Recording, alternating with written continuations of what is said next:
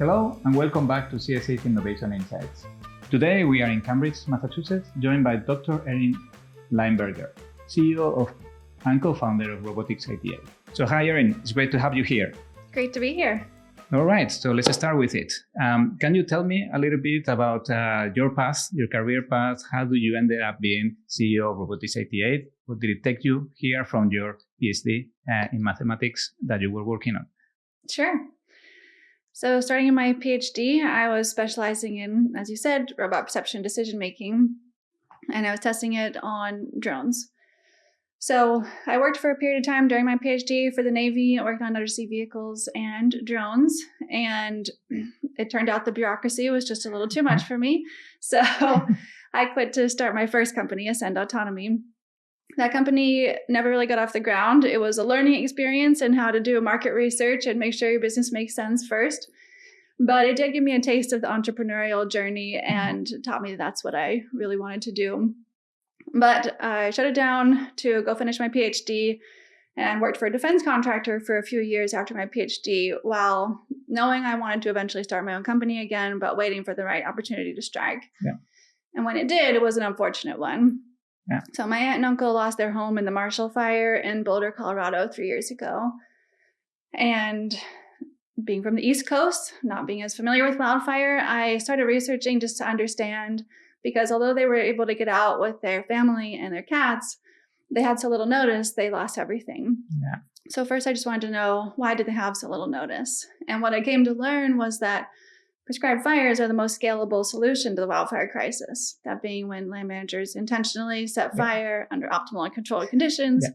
They're really healthy for the forest, but we're not doing enough of them because the forest managers that do prescribed burns don't have the labor resources they would need to be able to do the scale of burns it would require to stop the wildfire crisis.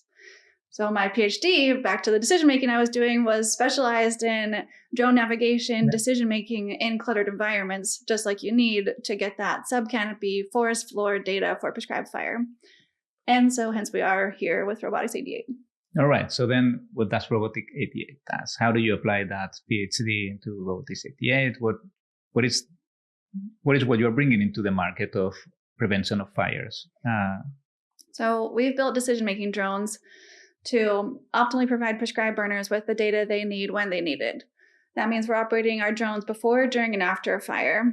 What's really unique about our drones using this decision-making technology is that they're able to fly in even cluttered, complex environments like a sub-canopy forest. So we do that before and after the fire, so that we can give them the fuel maps of the forest floor, and therefore before predict what the fire is going to look like, and after give them a risk reduction report to actually measure what they did. But the decision-making is even broader than that, because it can be used for cluttered environment navigation. It also can be used for handling different tasks in a dynamic environment like you have in situational awareness during a fire. All right. So it's all about the complex environment and being autonomous in that environment. So tell me a little bit more about that, because I believe you have two different kind of drones and they operate in different kind of environments. But tell me about how it is to navigate that complexity. What is what they do that is unique, and what is the value added that it brings to the prevention of fires? So with our Deco drone, that's our sub-canopy one that has decision-making that enables it to do sub-canopy navigation. But as you mentioned, we have two drones. Our other drone is the Echo. That's a bigger drone. It has a longer flight time and can carry a bigger payload. That one is optimized for situational awareness and aerial ignitions, so both during the fire. And what that drone is using decision-making for is task switching. So during a live fire, whether it's prescribed fire or a wildfire, there are conflicting tasks the drone needs to be doing. It needs to do real-time fire perimeter monitoring, early detection of any spot fires, and tracking personnel locations to make sure that personnel on the fire line are staying safe. Yeah. So as you may guess, these are somewhat in conflict with each other. So the spot fires you care about the most are the ones farthest from the fire perimeters. You can't do both at the same time. Conflicting task resolution is one of the things our decision-making algorithm is perfectly suited for solving. And this is a really complex environment in the sense that it's really dynamic conditions and really critical, safety critical decisions. So it's not something you can apply just a thresholded decision tree to, because in the exact same mathematical setup of fire perimeter here, spot fire here, depending on the conditions on the ground, you're going to want the drone to make different decisions, and each of those would be optimal under different settings. Yeah. That is the type of complexity our decision-making algorithm is perfect for. So what happens when you have this conflicting task? How does it solve for it in an autonomous way? Because there is no human behind that, right? That's the future of your robots, that they are completely autonomous, and they're facing this conflict. Yeah. So how do you go about solving it? What is different from a human? Well, we hope to mirror how a human makes this decision. But essentially, the way that the decision-making algorithm works is it has these underlying criteria functions, and each of those criteria functions encodes something you would want the drone to do. So an example being, there could be a criteria function supporting going after a spot fire, another criteria function supporting staying on the fire perimeter, and then it's going to score each possible decision it could make against all those criteria functions, and then make the optimal decision based on not only what are all the options it could do right now, but also user-defined priorities. So you could say that you care more about staying on the perimeter, and the drone will stay more heavily on the perimeter in that case. And I'm guessing you are trying the drone to be more emulating a human, but the best human, I guess. Right. And you are perfectioning it as you get more and more data. Yeah. How close are you getting to this better human right now? As you can tell me, we already did it. But just for me to know, how is that evolution happening, and where are you in the process? So I'm not going to say we're better than the best human right now, but get in there. Yes, exactly. The more we get data from operating on live fires, the better that these decisions will get, and then eventually that it can be trusted, just like the human operator next to you. All right. In that operation environment, you already have tested the drones, right? Are they working already on the field? Are they operating already? What has been the result so far? Yeah, we did MVP trials last year where we operated our Deco drone, the sub-canopy drone, before, during, and after prescribed burns. And the result of that was we produced before and after fuel load maps. So fuel load here is basically how much burnable material is there in the forest. Before the fire, it tells what the fire is going to look like when you run that through a fire model. And after the fire, it tells you what risk reduction you actually achieved. So we're able to compute that on some of these burns and produce fire perimeter mapping as well during those fires. So can you explain to me how this is making a difference for the firemen out there for the prevention of fire? What is what you are changing? What is your tool giving that is making like a paradigm change in how they operate, how they prevent the fire? The big thing is in terms of scale. So we know how to get ahead of the wildfire crisis, which is we need to be doing 10 times as many prescribed burn acres annually. But they can't get there with current resources and tools. The labor barrier alone is there just aren't enough people to do the burns on the days that we have in which we can burn safely. So they need new tools that will allow them to do larger burns with the same number of people they currently have. Yeah. But the safety is, of course, a limiting factor. Yeah. And so where we come in is that we can make burns safer by getting earlier notice on any spot fires developing during the burn, better advanced notice of what the fire is going to look like when we do that pre-fire fuel load map. And after the fire, we can make sure it's been fully put out, because people are familiar with the fact that there's risk during a fire of the spot fires coming out and starting a second flame front. But what people are typically less aware of is that a fire can seem to go entirely according to plan and still actually be burning under the surface for months after the fact. Right. And that can later sprout up into another wildfire. So we can make sure the fire has actually been fully suppressed with sub-canopy thermal mapping. All right. Yeah, I understand. And I think it's adding a tool that we didn't have before, right? And it's having an advantage. And I think being able to understand that, how it can come back, is going to be a good game changer for these fires, because we're having more and more, unfortunately. Yeah. So you are working on prevention fires, and you are doing this amazing job to help our fire prevention teams. What is next after prevention fires? Next step is wildfire response. So we started in prescribed fire because prevention is so critical and doing risk reduction in advance. But ultimately, there will always be some fires that need to be suppressed. So we want to be supporting the wildfire responders as well. And so that gets into some of the situational awareness tasks I already talked about with our longer flight time drone, where that'll be supporting personnel by tracking their locations, making sure nobody's at risk of the fire line and closing them. and tracking spot fires and fire perimeter in real time. After wildfire response, we also plan to expand to timber management. Okay, yeah. Well, but tell me a little bit more about wildfire response, because you're planning going there and it's the natural evolution, right? Prevention fire, you go to wildfire. But the environment is much more complex when you go there. I mean, you have convections in the air. I mean, it's like, it's not only obstacles and just looking at the complexity of what are you navigating on. It's adding this different environment that is much more dynamic and changing, right? So what do you need to do in the technology, because they are playing autonomous, right? It is completely autonomous drones that are doing their decision making by themselves. Right. How can you get into this increased complexity? Because it's an exponential complexity. I mean, it's not linear in this case. Right. Yeah. So a lot of the learnings will transfer from prescribed fire to wildfire. There's different levels of intensity of prescribed fires. So by continually collecting this data and testing the limits of how our drone performs in different plumes, we can be prepared for the wildfire response. But this is also part of why we picked prescribed fire first before wildfire, is that we can go into a wildfire response knowing that our drone will have seen hundreds of hours of flight testing on real fires. And so we can go in with certainty about the safety it can provide to personnel. All right. If things go well and your technology works well in this new complex environment, how do you see the evolution of it going forward? I mean, what is in 10 years from now? What would be the ideal situation for fire prevention with your tools? And think about your tools, not the ones you have right now, but the ones you envision, right? Yeah. So where we're going with this is we want to be a force multiplier for personnel that with existing teams that they'd be able to 10x the acres they can do with current teams, but using our technologies. So that being they're using it before, during, and after the fire.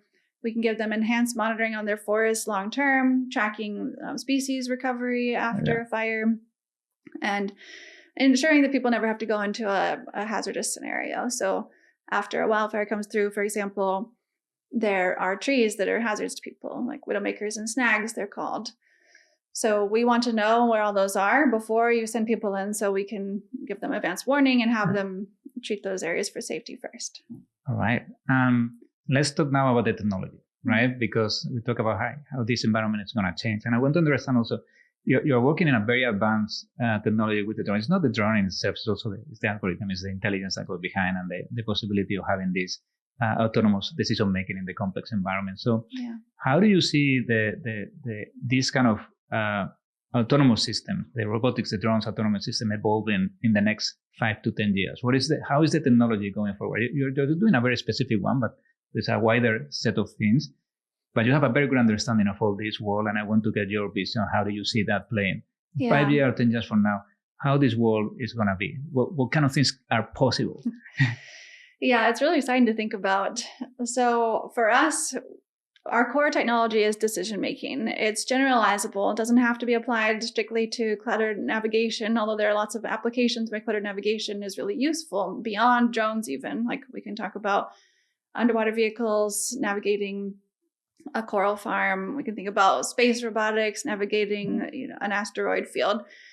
There are many, many future applications of cluttered navigation, but beyond that, decision making itself is our technology. So we see future applications in agriculture, mining, inspections, urban planning, and many more. But where I get most excited about is the data. So when we look at technology today, I mean, I feel like you can't even talk about it without talking about LLMs. And the reason that LLMs seemed to come out of nowhere was because of the internet. So there was this massive trove of data for anybody to train an LLM on. And I've been asked sometimes recently, like, do I think there's going to be a company that just comes out of nowhere in a few years doing the same thing for robots? So suddenly a model that you can plug into any robot and it can do anything and act out anything. And my answer is no, I don't think it's going to come out of nowhere. I do think it's coming, but it's going to be somebody that's in the field today collecting data, because the internet of data for robots doesn't exist. So people are out building it right now, including us. We're building our data set of flights and environments and decisions and their outcomes. And that's where I get excited, is the things that we can do with the data sets we're creating and unlock new types of autonomy and new types of behaviors in the future. So what kind of other providers are developing this kind of data. It could be like a flying autonomous systems that can be your drones, or can be the flying cars that we're having. Can be also the autonomous cars that are happening, right? Those are also developing data. Yeah. It's a different kind of complex environment, but exactly. I'm guessing all of this at the end will help you if you could have access to that, or it can be combined. It will help developing the industry. Yes. Yeah, exactly. I think it's safe to assume that any robotics company with robots in the field is collecting their own data set. And if they're not, why?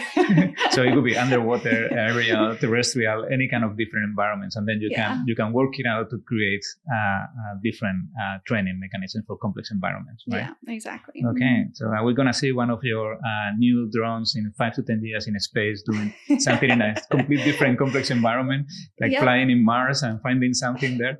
That's the goal. I mean, Mars, maybe not 5 to 10 years, but 15 years. It's, we could try to keep our focus. Like right now it's drones and it's terrestrial, but we do always keep an eye to the future of what markets we can expand to next. All right.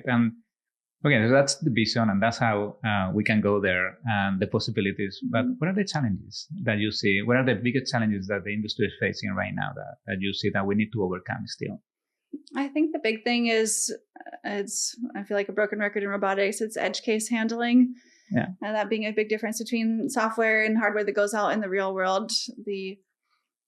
I feel like software edge cases can be easier to uncover. And also if you miss one, the consequences aren't so big, but you can ensure that there will eventually every edge case in robotics is going to happen.